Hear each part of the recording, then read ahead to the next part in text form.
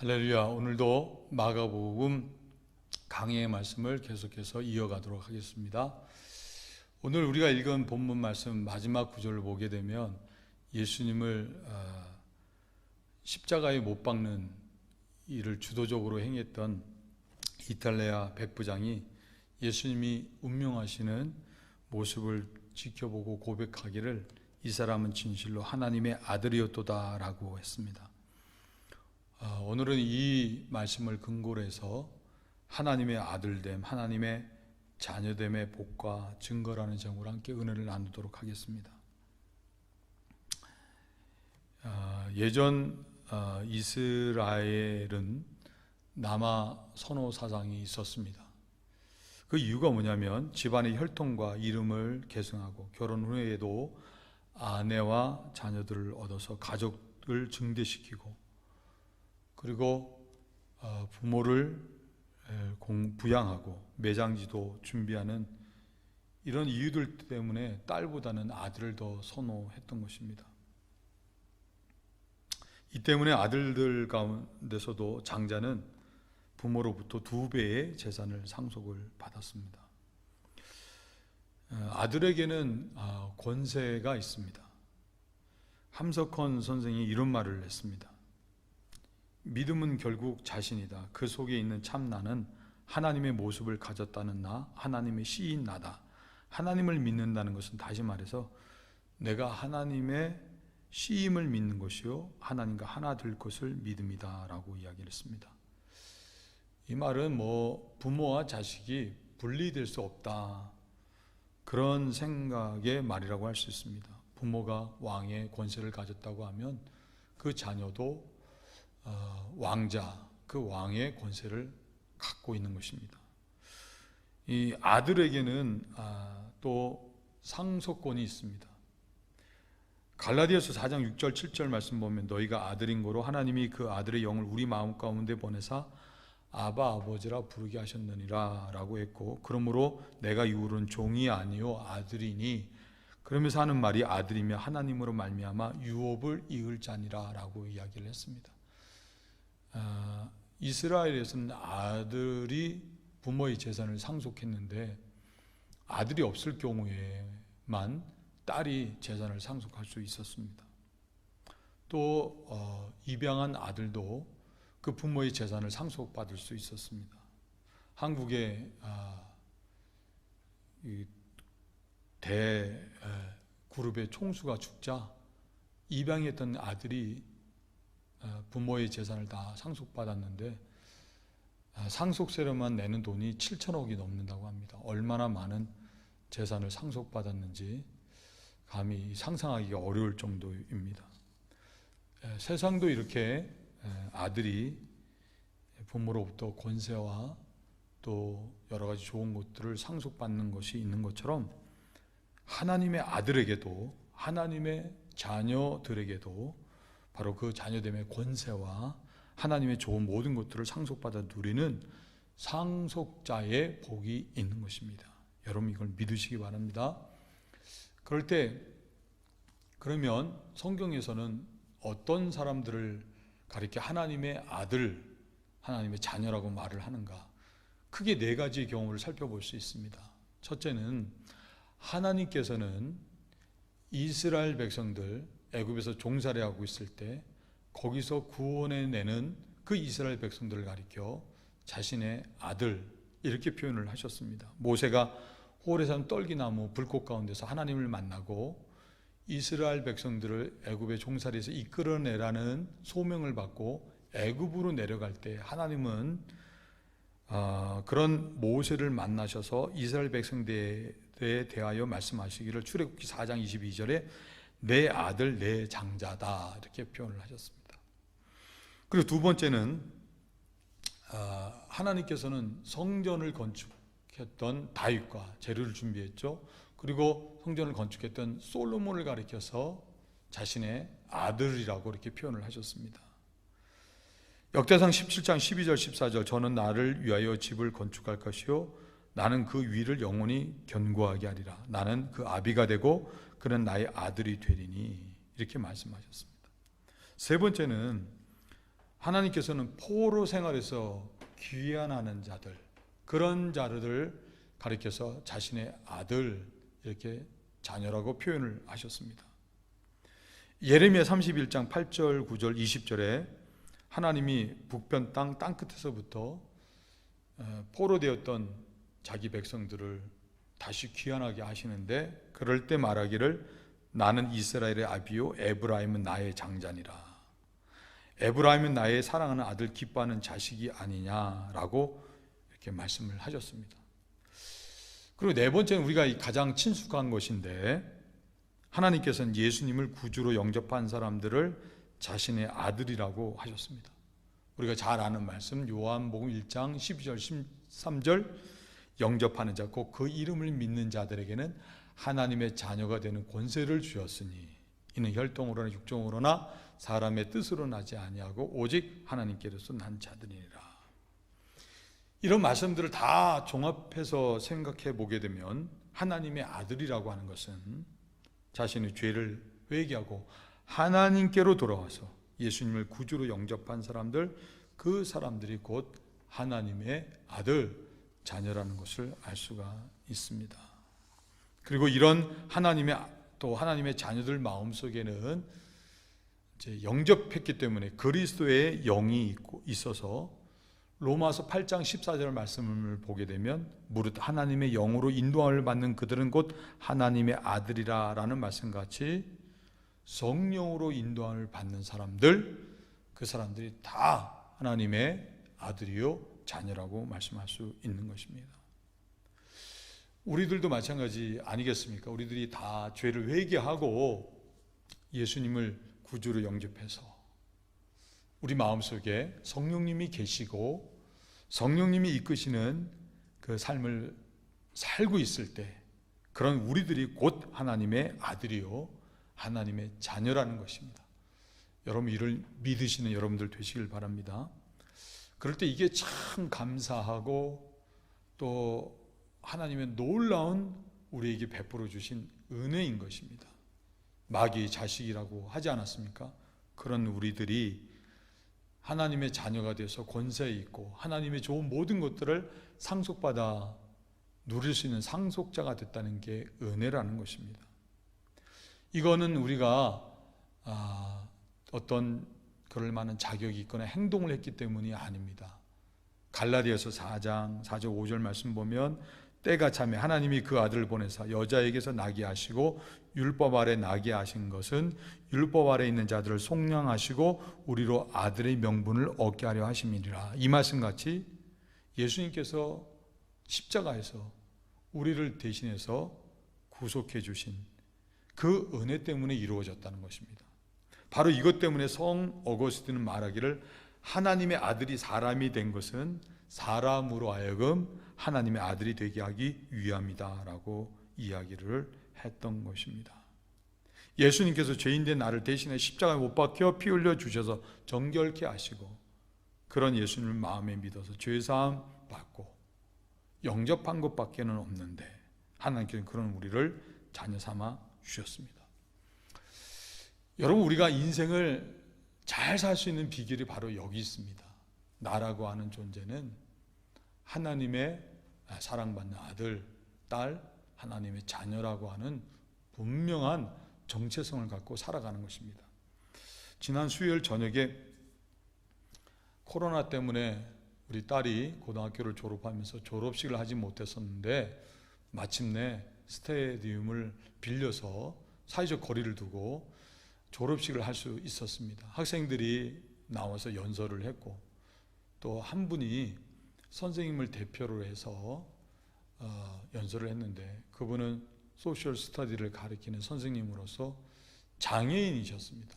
처음에 자신이 장애인이 된 이유를 설명하셨는데 태어날 때, 1살 됐을 때 다리가 불편하셨고 살아오시는 동안에 큰 사고를 당해서 결국에는 휠체어를 의지해야만 하는 그런 장애인이 됐다고 이렇게 이야기를 하셨습니다.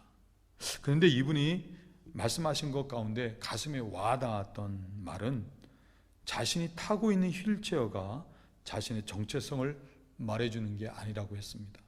휠체어는 자신의 신체의 일부일 뿐이라는 그런 표현을 하셨습니다.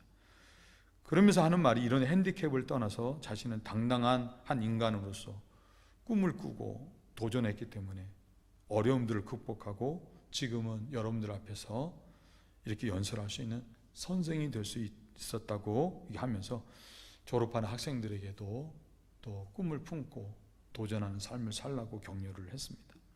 여러분, 중요한 말입니다. 우리는 연약하기 때문에 자주 실패하고 넘어집니다. 우리에게는 이런저런 단점들이 있습니다. 그러나 그런 것들이 우리 자신을 규정하는 게 아닙니다. 늘 말씀드리는 것이지만 우리의 정체성은 다른 사람이 말하는 그것이 내 자신이 아니고 또 환경이나 어떤 자격이나 그런 것들이 내 자신의 정체성을 말하는 것도 아니고 하나님이 나에 대해서 말씀하시는 것이 우리의 정체성이라는 것입니다. 하나님께서는 우리를 일컬어 사랑받는 아들, 딸이라고 말씀을 하십니다. 이것이 우리의 정체성입니다. 기독교 사제인 브레넌 매닝은 이런 말을 했습니다. 우리는 하나님의 은혜를 믿는다고 말한다. 하지만 이것을 우리의 일상생활에 적용하지 못하는 것 같다. 여전히 우리는 하나님이 우리의 성공과 실패를 점수표에 일일이 기록하는 옹졸한 분이라고 생각한다. 그러나 우리가 무엇을 어떻게 했든지 간에 하나님은 우리에게 은혜를 부어주신다. 우리는 더럽고 진흙이 묻고 지친 불황아로서 그분께 나아간다. 우리가 그분의 발 아래에 있으면 그분은 우리에게 미소를 지으신다. 하나님께서는 우리를 그분의 맹렬한 사랑의 대상으로 선택하셨기 때문이다. 그렇습니다. 우리라고 하는 존재는 하나님이 맹렬히 사랑하는 아들, 딸인 것입니다. 이를 근거로 해서 우리 생각이 좀 바뀌어야 됩니다. 나는 추악한 죄인이다, 혹은 할 수 없다. 한국 사람들은 팔자 타령을 자주 하시는데 아이고 이놈은 내 팔자야 라고 생각하는 대신에 그리스도 안에 있는 나는 더 이상 내가 짓는 죄로 정체성이 결정되지 않는다. 나는 회복되었고 죄의 문제는 해결되었다 뿐만 아니라 지금의 환경도 나를 규제하는 것이 아니다. 나는 하나님의 사랑받는 자녀로서 하나님의 자녀됨의 권세와 또한 좋은 모든 것들을 약속으로 상속받은 하나님의 자녀요 상속자다. 그러므로 내 인생의 앞에는 좋은 것들이 있다. 내 인생은 달라질 수 있다. 이런 긍정의 믿음으로 대체될 수 있어야 되고 또 입으로 과감하게 선포하며 살아갈 수 있어야 하는 것입니다. 더 이상 우리들이 과거의 우리를 경험하지 않기 위해서는 정말 우리 그렇게 살아야 되지 않겠습니까? 나는 하나님의 아들, 나는 사랑받는 자녀라고 하는 분명한 정체성을 가지고 살아갈 수 있어야 될 줄 믿습니다. 자, 이렇게 우리가 하나님의 자녀, 사랑받는 자녀 또 일 때 우리가 그 권세를 가지고 또 상속자로서 하나님이 주시는 좋은 모든 것들을 우리의 삶 가운데 어떻게 상속받아 그것을 누리고 나누는 삶을 살 수 있는가 하는 것입니다. 그것은 다른 것이 아닙니다. 우리가 육신의 욕심이나 혹은 이생의 자랑이나 안목의 정욕을 따라 사는 것이 아니라 우리가 예수님을 영접했을 때 그래서 하나님의 자녀가 되었을 때 우리 안에 거하시게 된 성령님의 뜻을 따라 사는 것입니다. 그럴 때 우리는 하나님의 자녀로서의 권세와 상속자의 그 좋은 것들을 받아 누리는 삶이 될 수 있습니다. 아담과 하와가 에덴 동산 그 좋은 곳에 있었죠. 거기서 쫓겨나게 된 이유는 선악을 알게 하는 나무 열매를 따먹지 말라고 하신 하나님의 말씀을 따라 살기보다 사단이 그 열매를 따먹는 날에 너의 눈이 밝아져서 하나님과 같이 된다고 하는 그 말을 듣고 그 열매를 봤을 때 먹음직도 하고 보암직도 하고 지루게 할 만큼 탐스럽다. 다시 말해 육체의 정욕, 이생의 자랑, 안목의 정욕에 이끌렸기 때문에 그는 내쫓김을 당하게 됐다는 것입니다. 성경에 육을 따라 육의 욕심이나 안목의 정욕, 이생의 자랑을 따라 살게 되면 어려운 일, 사망을 당하게 된다는 예들이 굉장히 많습니다. 그 가운데 두 사람을 말씀을 드리면 하나는 다윗의 아들 아도니아를 들 수 있고, 또 다윗을 저주했던 시므이라고 하는 사람을 들 수 있습니다. 아도니아는 다윗이 핫깃이라는 사람을 통해서 얻은 아들입니다. 참 바른 삶을 살았습니다. 그것 때문에 자기 스스로 의로워져서 자기 스스로 다윗을 위해서 왕이 되려고 신하들과 이렇게 모아 반역을 일으켰습니다. 사전에 이를 알았던 나단 선지자가 밧세바와 함께 다윗 왕에게로 들어와서 전에 다윗이 솔로몬으로 하여금 이스라엘의 왕이 되게 하겠다고 하는 약속을 기억하게 해서 솔로몬이 기름 부음을 받고 왕이 되게 됩니다. 아도니아의 이 반역이 실패로 끝나게 된 것입니다. 당연히 아도니아는 죽었어야 했는데 아도니아가 살려고 제단의 뿔을 잡고 국류를 구한 것 때문에 그가 살 수 있었습니다. 아도니아는 그런 평생 그 용서받은 은혜를 기억하고 은혜를 따라 살았어야 됐습니다. 그런데 이 아도니아가 은혜로 마음이 이끌린 삶을 산 게 아니라 육의 욕심이 이끌리는 그런 삶을 살다가 망하게 된 것입니다. 아비삭이라고 다윗이 늙었을 때 몸을 따뜻하게 하라고 수냄 처녀를 하나 주었는데 다윗이 가까이 하질 않았어요. 그런 아비삭을 보고 이 아도니아가 요구를 했다가 아비삭을 요구했다가 은혜를 모르는 배은망덕한 자라고 해서 목배임을 당하게 됐던 것입니다. 은혜를 따라 산 것이 아니라 육의 욕심을 따라 살았기 때문에 그렇습니다. 시므이는 사울 집안의 사람입니다. 다윗이 압살롬의 난해에서 궁을 빠져나와 광야로 이렇게 도망하게 될 때 그런 다윗의 모습을 보고 비루한 자여 라고 하면서 다윗을 막 돌을 던지며 저주했던 그런 사람이었습니다. 다윗이 다시 궁으로 돌아왔을 때 놀랍게도 다윗은 이런 시므이를 용서를 하게 됩니다. 다윗이 죽고 이제 솔로몬이 왕이 됐을 때 이런 시므이에게 명령하기를 너는 절대로 예루살렘을 떠나지 마라. 예루살렘 안에서 집을 짓고 살으라는 것입니다. 그러면 그렇지 않으면 죽는다는 거예요. 근데 그러던 어느 날 이 시므이의 두 종이 가드로 내려가서 거기에 있게 된 것입니다. 옛날에는 종이 재산 목록이었습니다. 그래서 재산 손해보는 게 싫었던 것입니다. 그래서 명령을 어기고 예루살렘을 떠나서 가드로 내려갔다가 그만 죽음을 당하게 됐던 것입니다. 긍휼과 자비를 베푼 왕의 말을 따르기보다 세상 욕심을 따라간 것 때문에 사망을 당하게 됐던 것입니다. 바로 이런 여러 가지 이런 이유들 때문에 사도 바울이 우리들에게 신신당부하는 말이 있습니다.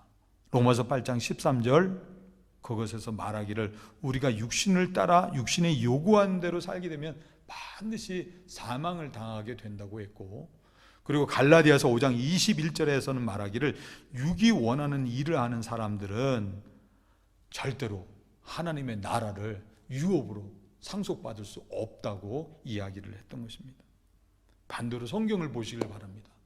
이런 육신의 정욕이나 이생이자나 안목의 정욕을 따라 살지 않고 하나님의 말씀, 하나님의 은혜, 하나님의 영을 따라 살았을 때 그 사람들이 다 좋은 일, 복을 받게 되는 것을 볼 수 있습니다. 노아는 세상의 모든 사람들이 육의 욕심을 따라 산 것 때문에 홍수로 멸망당할 때 그와 그 가족들은 구원을 받고 새 역사를 시작하는 주인공이 됐습니다. 아브라함도 마찬가지죠.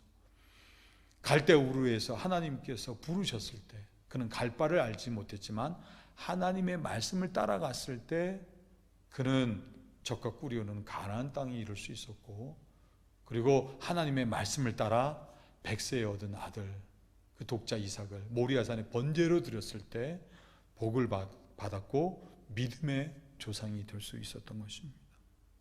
이런 예들이 많습니다. 여호수아도 하나님의 뜻을 따라 좌우로 치우치지 않는 삶을 살았을 때 모든 일의 형통함과 또 하나님의 약속하신 가나안 땅을 정복하고 차지하는 자가 됐습니다.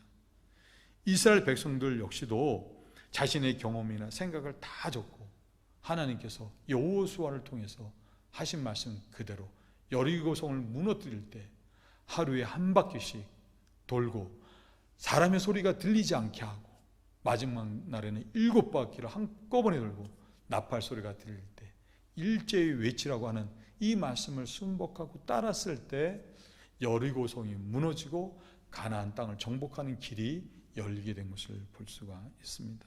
여리고성의 기생 라합은 하나님을 경외해서 여리고 왕이 보낸 군사의 말을 들은 것이 아니라 목숨을 걸고 이스라엘 정통군들을 지붕에 숨겨주고 그들의 말을 듣고 창문에 붉은 줄을 늘어뜨리고 그런 창문에 붉은 줄이 늘어뜨려진 그 방 안에 자신은 물론 가족들을 다 모아들이라고 그 말을 따랐을 때 여리고성이 무너졌지만 그녀와 그 가족들은 모두 구원을 받고 그리고 또 예수님의 족보에 오르는 위대한 믿음의 여성이 될 수 있었던 것입니다.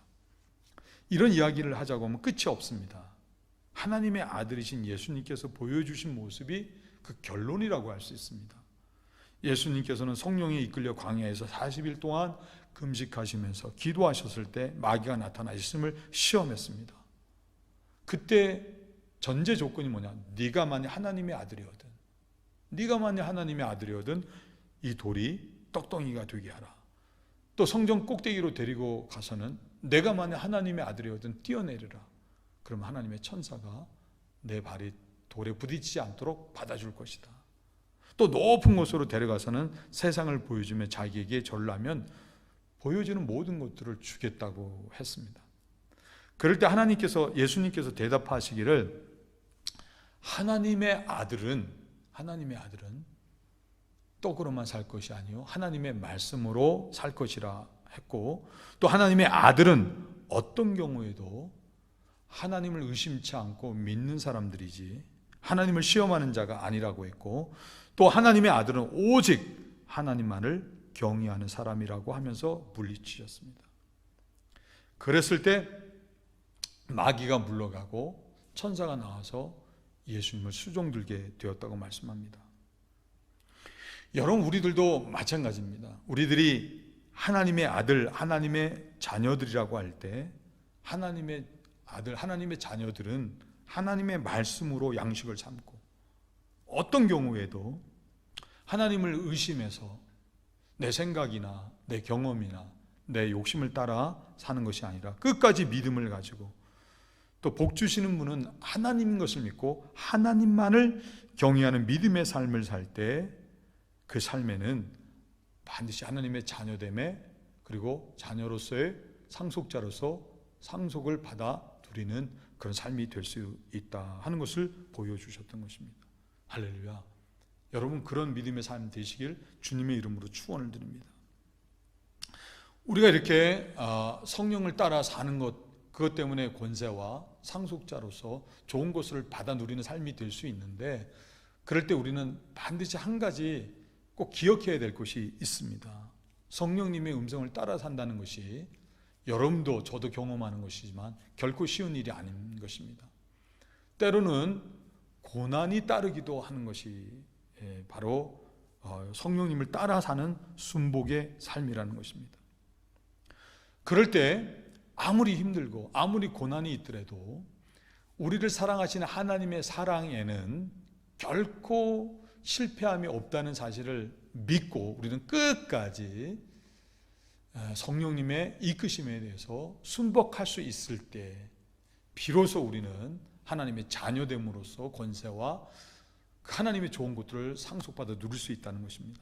로마서 8장 16절 18절 성령이 친히 우리 영으로 더불어 우리가 하나님의 자녀인 것을 증거하시나니 자녀이면 또한 후사, 이 말은 곧 상속자라는 뜻입니다. 하나님의 후사요 그리스도와 함께한 후사니 우리가 그와 함께 영광을 받기 위하여 고난도 받아야 될 것이니라. 그러면서 18절에서 하는 말이 생각건대 현재의 고난은 장차 우리에게 나타날 영광과 좋게 비교할 수 없도다. 고난이 있지만 고난 다음에 우리가 순복해서 우리가 상속받아 누리는 그것은 그 고난과 비교할 수 없을 정도로 좋은 것이라는 뜻입니다. 우리는 인내하지 못할 때가 많습니다. 이게 우리가 약점이긴 하지만 우리가 요셉의 경우를 통해서 경우를 보면서 우리도 교훈을 삼아서 끝까지 순복하고 말씀을 따라 살 수 있어야 되는 것입니다. 형들의 시기로 웅덩이 던져졌다가 애굽의 군대 장군 보디발의 집에 노예로 팔려갔던 요셉. 보디발의 집은 이런 하나님이 함께 하신 요셉으로 말미암아 형통의 복을 받게 됩니다. 그러나 어느 날부터인가 보디발의 아내가 요셉에게 다가와서 동침하자고 유혹을 했습니다. 요셉이 하나님의 내주하시는 하나님의 음성을 따라 순복해서 동침을 거절하게 되면 요셉의 앞날에 어떤 어려움이 닥칠지는 모릅니다. 그럼에도 불구하고 요셉은 하나님의 말씀을 따라 하나님의 음성에 순복했고 동침을 거절했습니다. 이것 때문에 요셉은 보디발의 아내로부터 모함을 받아 죽음의 감옥에 갇히게 됐습니다.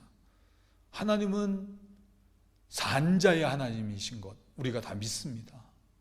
또 하나님이 요셉의 이런 삶을 다 알고 계시지 않습니까? 감옥에 갇혔더라도 하나님은 요셉에게 그 감옥에서 은혜를 잊게 하셨고 또 지혜를 주셔서 바로의 꿈을 해석하게 하시고 전 세계가 기근으로 인해서 죽어갈 때 바로 이 요셉이 총리가 돼서 그들을 구원하는 주가 되게 하셨던 것입니다. 여러분, 우리 눈으로 볼 때 좋은 길이 있습니다. 넓은 문이 있습니다. 우리 편리, 우리 생각, 그런 것들이 그런 넓은 좋은 길, 넓은 문이 될 수 있습니다. 근데 그것은 사망으로 이어지게 됩니다. 성령을 따라 사는 길이 우리 생각에는 좁은 길이고 좁은 문으로 보이지만 그 좁은 길과 좁은 문은 생명으로 이어진다는 사실을 우리가 알 수 있어야 되는 것입니다. 여러분, 우리가 진정으로 부활을 믿는 자가 될 수 있어야 되는 것입니다. 육신의 정욕, 이생의 자랑, 안목의 정욕을 따라 행하는 사람이 되지 마시길 바라요. 사도 바울은 갈라디아서 5장 24절에서 말하기를 그리스도 예수의 사람들은 육체와 함께 그 정과 욕심을 십자가에 못 박았다라고 이야기를 했습니다.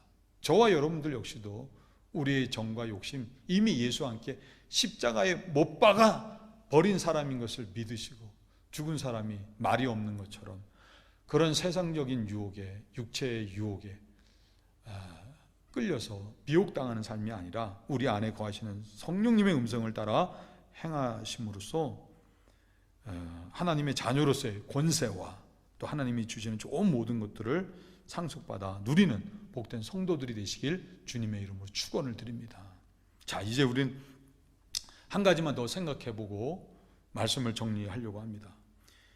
여러분, 우리가 이렇게 복 있는 하나님의 아들, 딸, 하나님의 자녀라고 하는 증거가 무엇이냐 하는 것입니다. 우리가 하나님의 아들됨, 자녀됨의 그 증거가 무엇이냐 하는 것입니다. 이게 중요하지 않습니까? 십자가의 목걸이를 했다고 해서 그것이 우리로 하여금 진정한 하나님의 아들, 딸이냐, 그걸 증거하는 것이냐 생각해 볼 필요가 있습니다. 어떤 이들은 방언을 하게 되면 그것이 하나님의 아들, 자녀됨의 증거라고 말을 하는 사람이 있었습니다. 그래서 억지로 막 방언을 하게끔 시키는 사람이 있었어요. 어떤 분이 방언을 하고 싶어갖고 훈련받는데 찾아갔더니 하도 방언을 강요해서 하려고 해도 방언이 나오지 않길래 나중에는 할 수 없이 콜로라도라고 했더니 방언 받았다고, 당신 하나님의 자녀가 됐다고, 확신을 가지라고 그런 말을 했다고 합니다. 그것이 하나님의 자녀됨의 증거가 아닙니다. 여러분, 그렇다고 하면 무엇이 우리가 진정 하나님의 아들, 자녀됨의 표시인가 하는 것입니다. 마가복음 1장 1절은 하나님의 아들 예수 그리스도의 복음의 시작이라 라는 말씀으로 시작합니다. 예수님이 하나님의 아들이시라는 말씀입니다. 그러나 하나님의 아들이신 예수님 가르치는 권세가 있으셨고 질병 들린 자들 고치시고 심지어는 한센병과 같이 다른 사람들이 꺼리는 그런 사람들에게조차 손을 대고 고쳐주시고 그리고 풍랑도 잠잠케 하시고 오병이어의 기적을 통해 5,000명을 먹이고도 12왕조리가 남게 하셨습니다. 하나님의 아들은 이렇게 소외된 자들 찾아서 상처난 마음을 치료하고 자기 것을 나누어서 사람들의 마음과 삶을 풍요롭게 하고 혼란한 곳에 평화가 있게 하는 이런 사람들이 바로 하나님의 아들됨의 증거라는 것입니다. 어떤 목사님이 중고차를 한 대 사셨는데 차 뒤 범퍼에 십자가 스티커가 붙어 있었다고 합니다. 처음 옛날은 그대로 그걸 붙이고 다녔는데 운전을 하다 보면 우리도 그럴 때가 있지 않습니까? 노란불에 급히 지나 빨간불로 바뀌는 그런 때를 지날 때가 있는데 내가 스티커를 붙이고 그렇게 하면 사람들이 또 그리스도인이 저럴 수 있느냐고 오해를 할 수 있을 것 같아서 그 스티커를 뗐다고 합니다. 십자가 스티커가 우리가 하나님의 아들임을 나타내는 것이 아닙니다.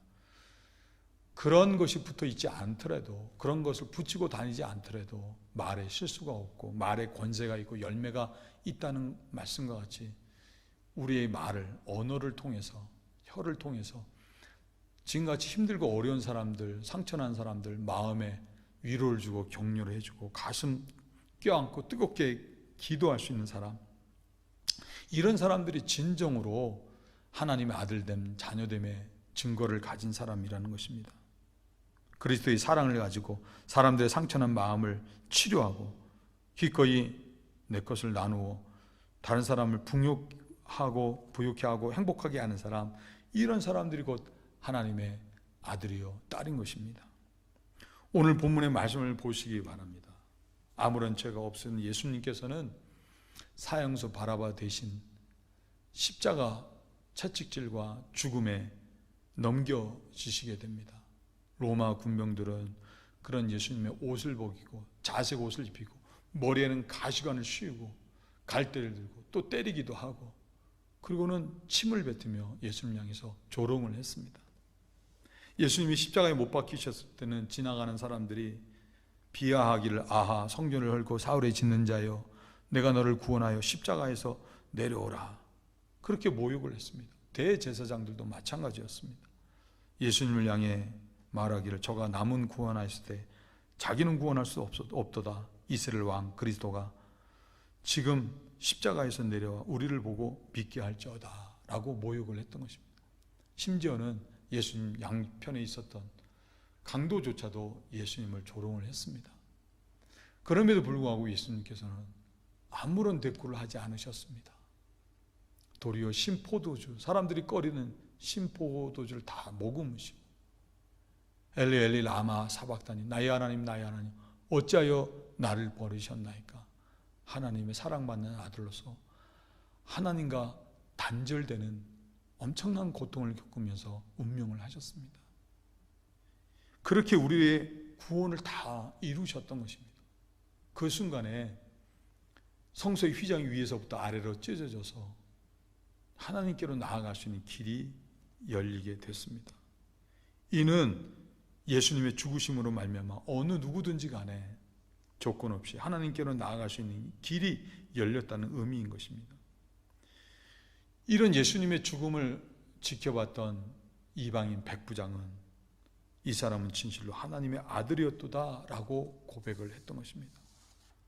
예수님은 하나님의 아들로서 군대를 동원하시거나 십자가에서 내려오실 수 있는 권세가 있으셨지만 그런 것들을 다 내려놓으시고 자신이 욕을 먹고 죽음의 희생을 치르면서까지 우리로 하여금 하나님께로 나아갈 수 있는 길을 열어주셨고 하나님을 볼 수 있게 했던 이 모습에서 백부장은 예수님의 말로 진정 하나님의 아들이심을 볼 수 있었던 것입니다. 우리들도 마찬가지입니다. 우리들이 나 자신을 희생하고 낮추어서 다른 사람들로 하여금 하나님께 나아가 하나님을 볼 수 있게 하는 것, 그 삶이 바로 곧 하나님의 자녀됨의 증거라고 말하는 것입니다. 바로 이런 이유 때문에 프란시스 쉬퍼라고 하는 사람은 그리스도인의 표지라는 책에서 사랑이야말로 그리스도인의 진정한 표지라고 말을 했습니다. 감리교의 구자옥 목사님이란 분이 계십니다. 이렇게 이름을 대면 잘 모르실 수도 있는데 여러분들이 흔히 뽕짝 가수 목사님이 바로 이분이십니다. 아따 이게 참말이여, 노래가 참 재밌습니다. 아따 참말이여 믿을 수 없겠는디 하나님이 인간이 되셔 이 땅에 오셨다고 아따 참말이요 믿을 수 없겠는디 하나님 날 위해서 대신 죽어 주셨다고 이리저리 사방팔방 둘러봐도 어디가 예쁜 구석이 있어서 하나님이 친히 찾아오셔서 그 모습을 내준단 말이요 그게 참말이요 성경에 써 있는디 하나님이 인간이 되셔 이 땅에 오셨다고 이렇게 노래를 부르시는 그런 분이십니다. 근데 제가 최근에 이분의 책을 읽었더니 참 말하기 힘든 애환이 있었던 것을 알게 됐습니다. 뽕짝 복음성을 부르는 목사, 사람들은 그런 목사님을 이상하게 생각하고 좋아 보이지 않는다고 하는 사람들이 많았습니다. 본인도 벗어나고 싶어서 사도 바울이 3번 자신의 질병을 고쳐달라고 하나님께 간절히 기도했던 것처럼 목사님도 간절히 기도를 하셨는데 응답은 뽕짝이 내게 조카도다 라고 하셨다고 합니다.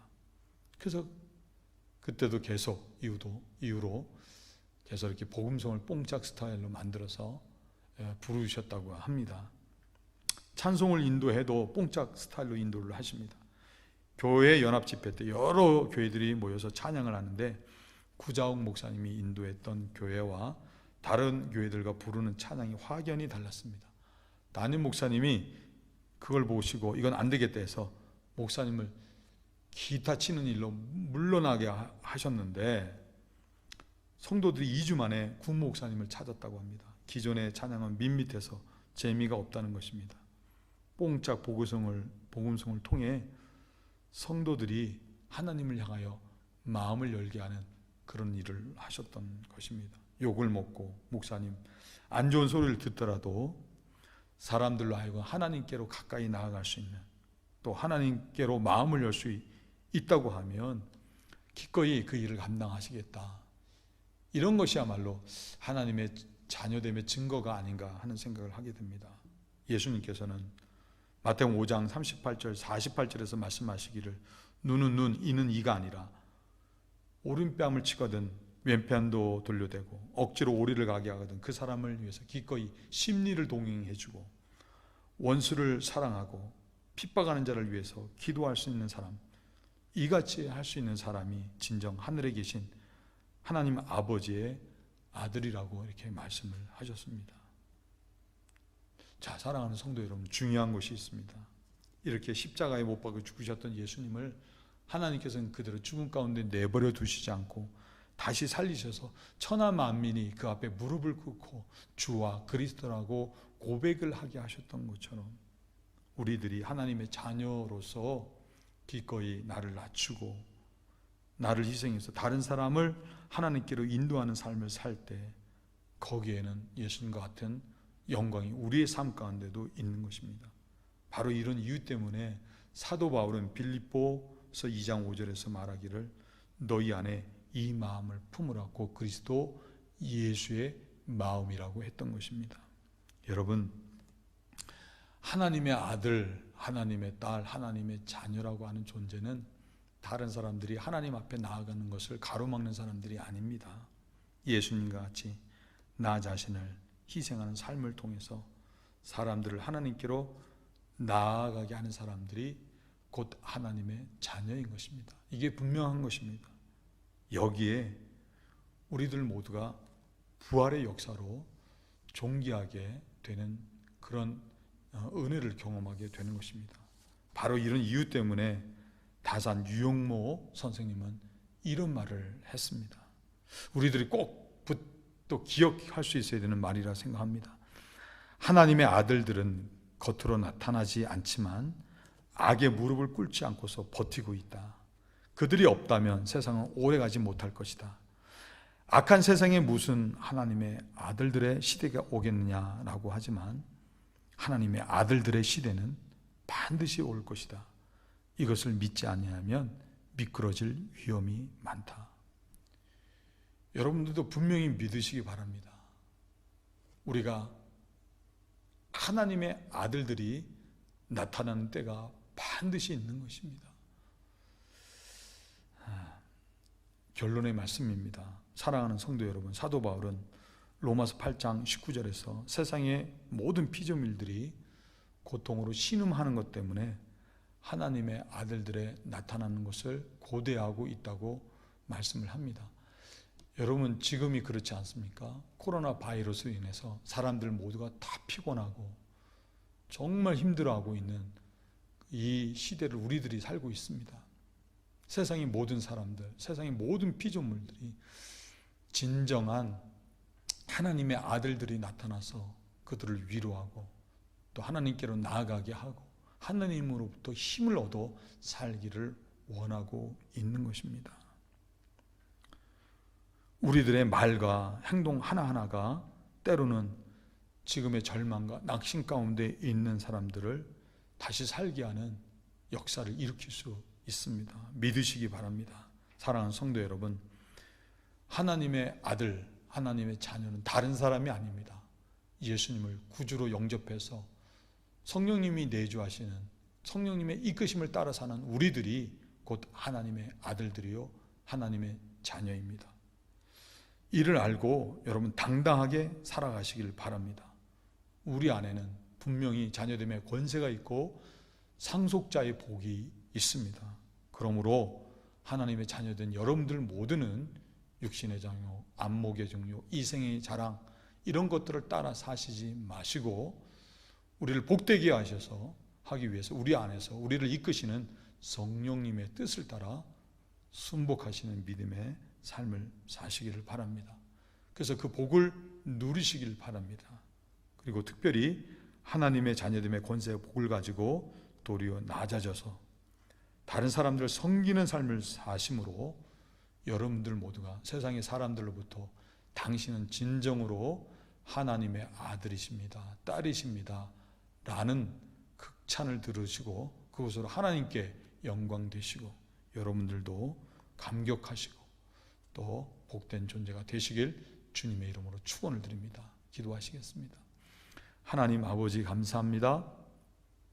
죄와 허물로 죽을 수밖에 없었던 우리들을 예수님의 피로 구속해 주시고 그런 예수님을 믿는 것밖에 없음에도 은혜로 우리 모두를 하나님의 아들, 하나님의 딸, 자녀로 삼아 주시니 감사를 드립니다.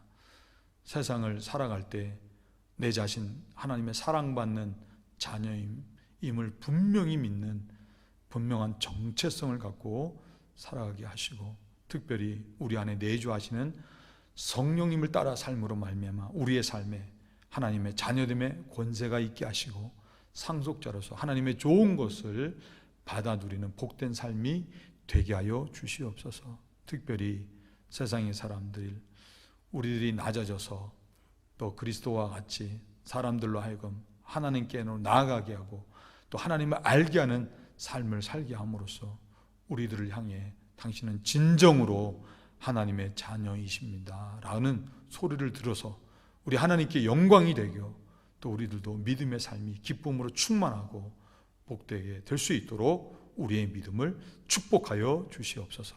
감사드리며 예수님의 이름으로 간절히 기도드려 싸움나이다. 아멘.